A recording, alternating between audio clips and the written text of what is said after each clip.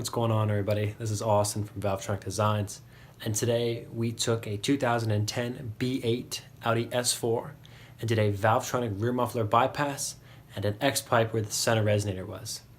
Now, everybody that I've shown this exhaust to think it sounds crazy, so we're looking for your take on the system. Please put it in the comments below and enjoy the video. Cheers.